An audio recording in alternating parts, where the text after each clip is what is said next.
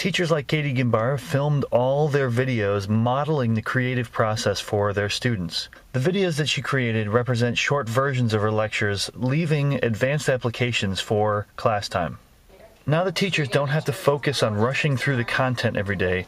They can have students work in groups or teams, which is a critical skill for their future.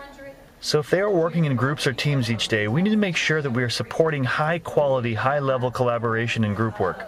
Therefore, we created something called a rotating leadership guide, which scaffolds high-end collaboration and group work. In the classroom, you'll see students in groups, and each group has a rotating leadership guide on their table.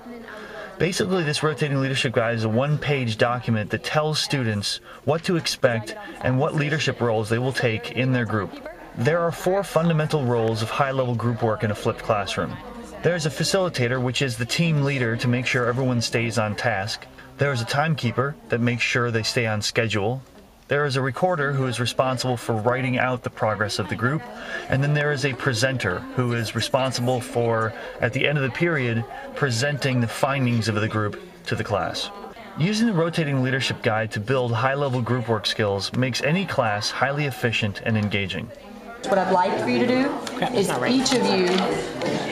each of you take a question in this section. There's 4. Each of you take one, then explain out what you did to the group. And then you have to critique each other and see if they did it correctly. See if you can follow their steps. Because if you can explain it out to each other, then you should be able to do it on the test. All right? And these are in slope, intercept form. All right? Slope, intercept form. And we struggled with that part on our test a little bit too. So do we just stop this? No, once you finish that. So you got a few minutes to finish that up so that Toasting can present back to me how the group did. Once students are in their groups and know their roles, they get down to work on their specific task.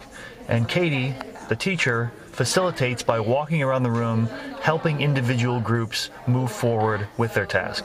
This is how Katie Gimbar uses time in her flipped classroom.